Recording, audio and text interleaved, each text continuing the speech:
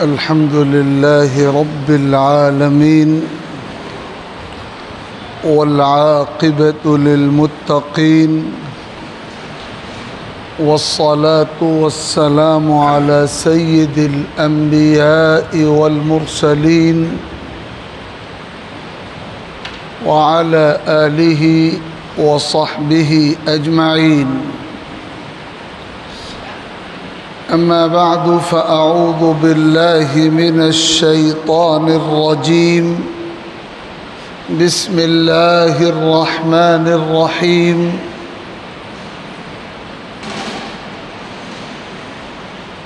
وننزل من القرآن ما هو شفاء ورحمة للمؤمنين ولا يزيد الظالمين إلا خسارا. وإذا أنعمنا على الإنسان أعرض ونأى بجانبه وإذا مسه الشر كان يئوسا. قل كل يعمل على شاكلته فربكم أعلم بمن هو أهدى سبيلا. صدق الله ربنا العلي العظيم.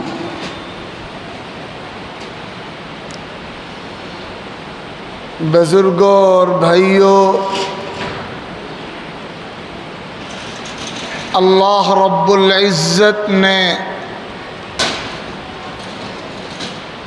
ہم کو اور آپ کو اپنی جن عظیم اور بیش قیمت نعمتوں سے نوازا ہے، ان نعمتوں میں ایک بہت ہی قابل قدر نعمت، بہت ہی انمول اور عظیم الشان نعمت اللہ تعالیٰ کی کتاب قرآن مجید ہے۔ دنیا کی کسی قوم کے پاس اور کسی بھی مذہب کے ماننے والوں کے پاس ہدایت اور رہنمائی کا ایسا بے مثال اور انمول نسخہ نہیں ہے جیسا انمول نسخہ اللہ تعالیٰ کی کتاب قرآن مجید کی صورت میں ہمارے پاس ہے۔ اللہ تعالیٰ نے یہ نعمت قرآن مجید کی ہمیں عطا فرمائی ہے اور ہمیں پابند کر دیا گیا ہے کہ ہم اپنا رشتہ عقیدت، احترام اور عمل تینوں کا رشتہ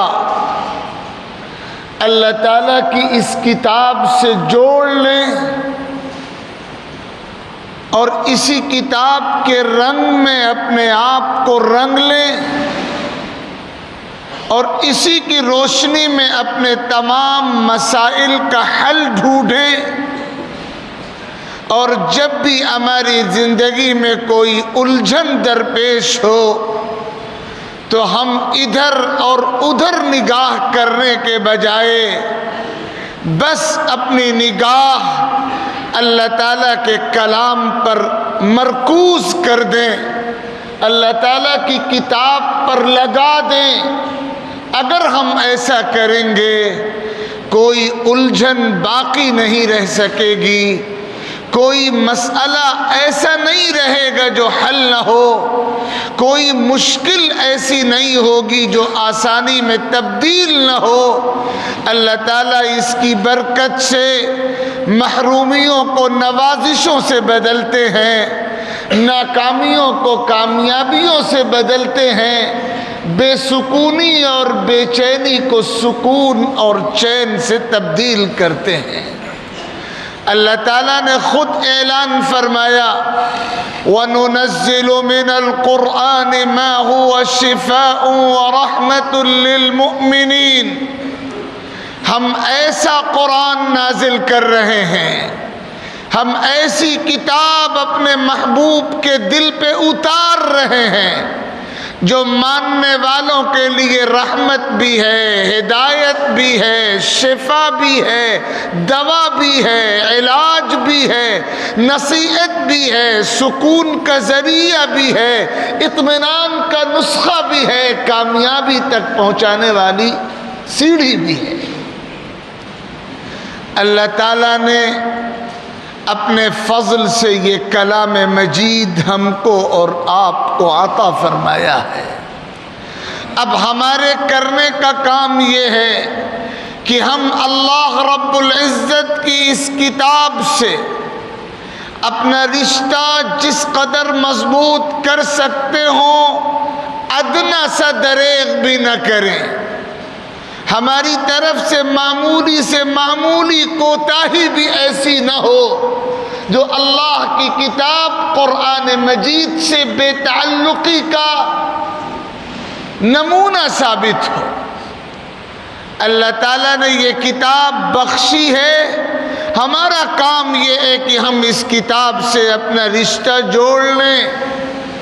ہم جس قدر بھی شکر ادا کریں کم ہے کہ اللہ تعالیٰ نے ہمیں اپنی ذات پر، اپنی صفات پر، اپنے نبیوں پر، اپنے فرشتوں پر، اپنے نظام پر، آخرت پر، تقدیر پر اور اپنی کتابوں پر ایمان اور یقین کی نعمت سے نوازا ہے، اور اسی لیے ہمارا شمار اہل ایمان کے قافلے میں ہے۔ یہ اللہ کا ایسا انعام ہے کہ ہم سب کچھ نثار کر دیں، اس انعام کا حق ادا نہیں ہو سکے گا۔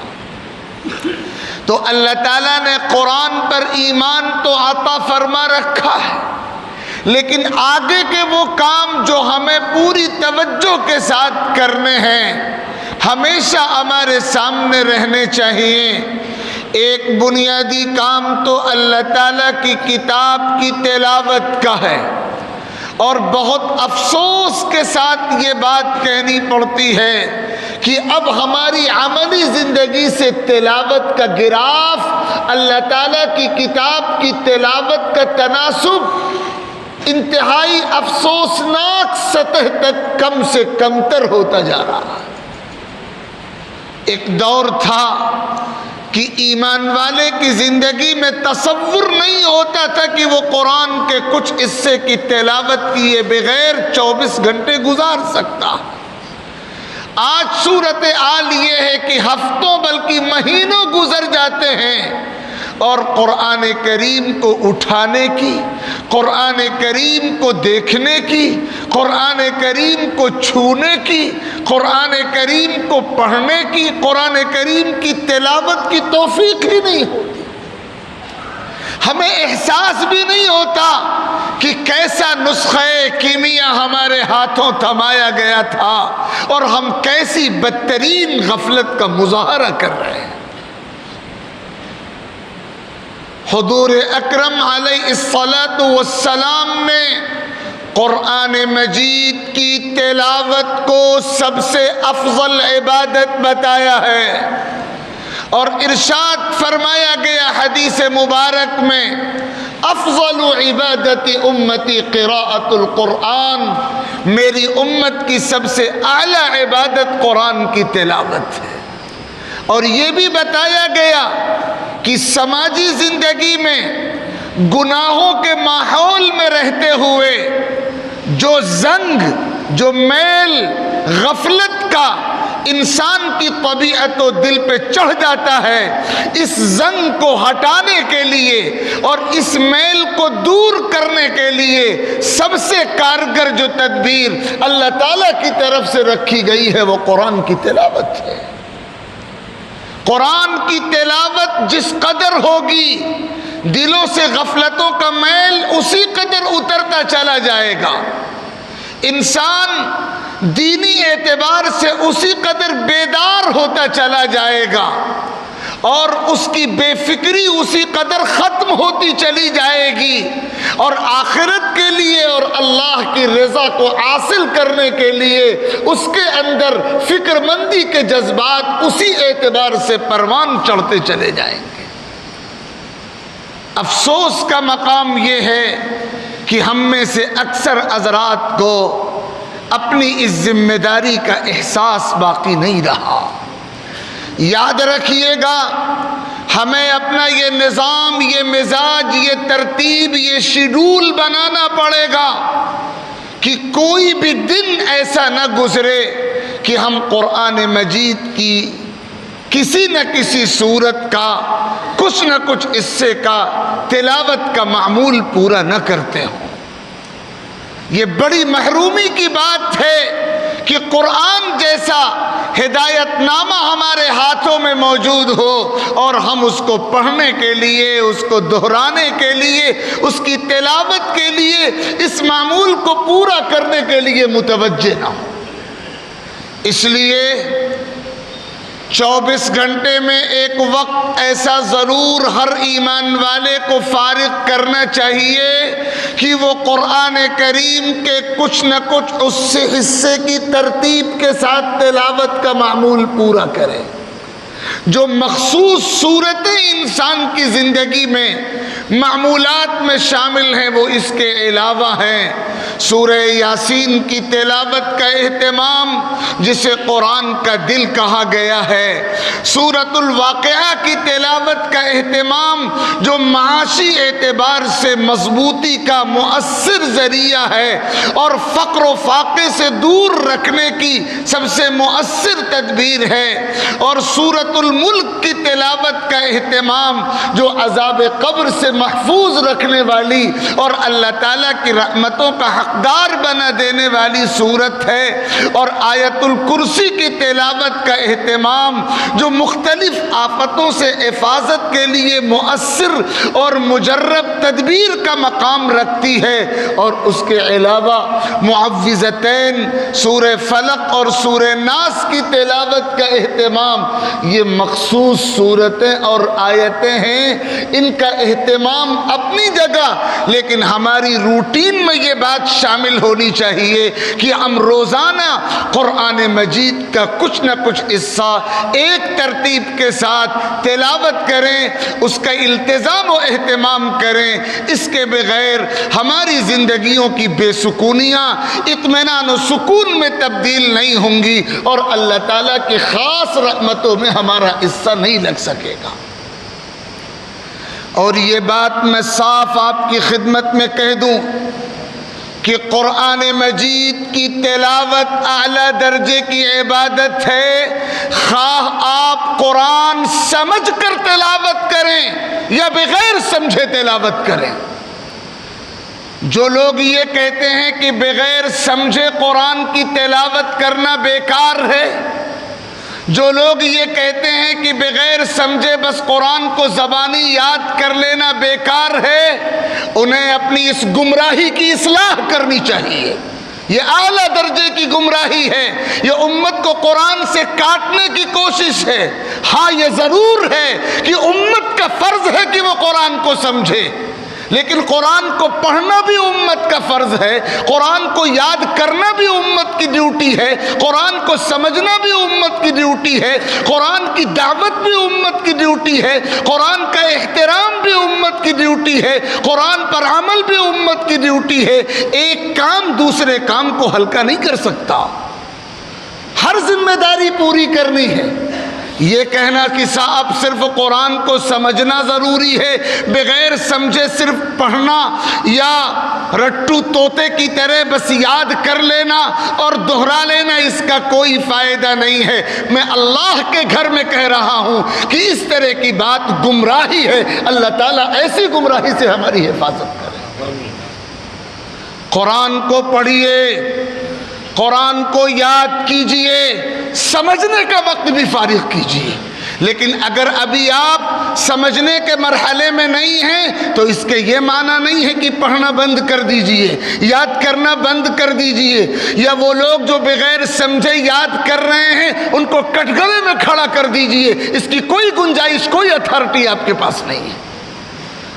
امت میں ایک طبقہ ایسا پیدا ہوا ہے، ہر دور میں رہا ہے، جو یہ کہتا رہا ہے کہ بغیر سمجھے قرآن کو پڑھنے کا کوئی فائدہ نہیں، اور بغیر سمجھے قرآن کو یاد کرنے کا کوئی فائدہ نہیں۔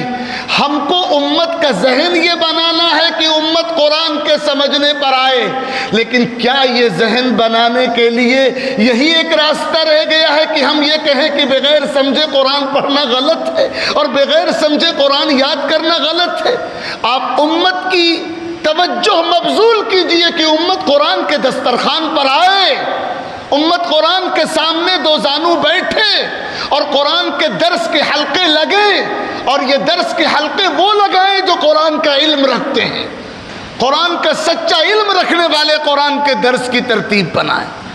لیکن اس کا یہ مطلب نہیں ہے کہ جو لوگ بغیر سمجھے قرآن کی تلاوت کر رہے ہیں، قرآن کے الفاظ کو دیکھ رہے ہیں، قرآن کے الفاظ کو پڑھ رہے ہیں، قرآن مجید کو یاد کر رہے ہیں، ان کے بارے میں یہ کہہ دیا جائے کہ بغیر سمجھے یہ سب کرنا غلط اور گمراہی ہے۔ اپنے ذہنوں کو صاف کیجئے، اور خدا کے واسطے ایسے لوگوں کے بہکاوے میں مت آئیے گا جو یہ ذہن بنانا چاہتے ہیں کہ اصل سمجھنا ہے، اصل تلاوت نہیں ہے، جو یہ ذہن بنانا چاہتے ہیں کہ اصل پڑھنا اور یاد کرنا نہیں، اصل سمجھنا ہے۔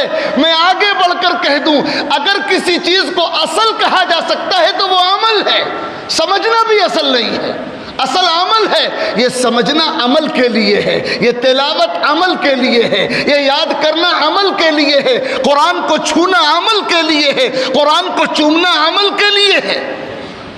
ہر کام کرنا ہے، ہمیں قرآن کو چومنا بھی ہے، ہمیں قرآن کو سینے سے لگانا بھی ہے، ہمیں قرآن کو لبوں سے بوسہ دینا بھی ہے، ہمیں قرآن کا احترام بھی کرنا ہے، ہمیں قرآن کی تلاوت بھی کرنی ہے، ہمیں قرآن مجید کو یاد بھی کرنا ہے، ہمیں قرآن مجید پر عمل بھی کرنا ہے، ہمیں قرآن مجید کو سمجھنے کی فکر بھی کرنی ہے۔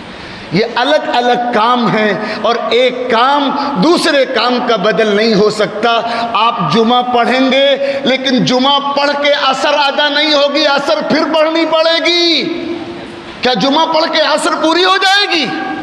جمعہ کا اپنا مقام ہے، عصر کا اپنا مقام ہے۔ جمعہ اپنے وقت میں پڑھنا ہے، یہ آپ کی ڈیوٹی ہے، عصر اپنے وقت میں پڑھنی ہے، وہ آپ کی ڈیوٹی ہے، مغرب اپنے وقت میں پڑھنی ہے، وہ آپ کی ڈیوٹی ہے۔ نماز الگ ڈیوٹی ہے، روزہ الگ ڈیوٹی ہے، زکوٰۃ الگ ڈیوٹی ہے۔ کوئی چیز دوسری چیز کا الٹرنیٹ نہیں ہو سکتی، بدل نہیں ہو سکتی۔ قرآن کی تلاوت مستقل ڈیوٹی ہے، قرآن کو سمجھنا مستقل ڈیوٹی ہے، قرآن پر عمل مستقل ڈیوٹی ہے۔ ہر کام کرنا پڑے گا، کسی بھی کام کو ہلکا نہیں کیا جا سکتا۔ لہذا یہ کہنا کہ بغیر سمجھے قرآن پڑھنا غلط ہے، یہ بڑی گمراہی کی بات ہے۔ اللہ تعالیٰ ایسی گمراہی سے پوری امت کی حفاظت فرمائے۔ اور یہی رک کر یہ بات بھی سمجھنے کی ہے کہ قرآن مجید کی تفسیر، قرآن مجید کا درس، قرآن مجید کو سمجھنے اور سمجھانے کا کام اپنی عقل کے تابع ہو کر نہیں ہوگا۔ جب دنیا کی کسی کتاب کو گائیڈ کے بغیر نہیں پڑھا اور سمجھا جاتا تو اللہ تعالیٰ کی کتاب تو احکم الحاکمین کی کتاب ہے، اسے حضور پاک صلی اللہ علیہ وسلم کی احادیث کی بغیر، صحابہ کرام کی تشریحات کے بغیر، ہمارے نیک اسلاف اہل علم کی تفسیروں کے بغیر کیسے سمجھا جا سکتا؟ اس لیے قرآن کو سمجھنا اپنی عقل کے تابع ہو کر نہیں ہوگا، بلکہ جو مستند علم رکھنے والے ہیں ان کی سرپرستی میں قرآن کو سمجھنے کی کوشش کرنی ہوگی۔ یہ وہ بنیادی کام ہے جو ہمارے کرنے کا ہے۔ اللہ رب العزت اپنی کتاب سے ہمیں سچا تعلق عطا فرمائے، اور یہ تعلق عقیدت کا بھی ہو، یہ تعلق احترام کا بھی ہو، اور یہ تعلق عمل کا بھی ہو، اور ہر طرح کی گمراہیوں سے اور کج فکریوں سے اللہ رب العزت ہم سب کی حفاظت فرمائے۔ آمین۔ وآخر دعوانا ان الحمد للہ رب العالمین۔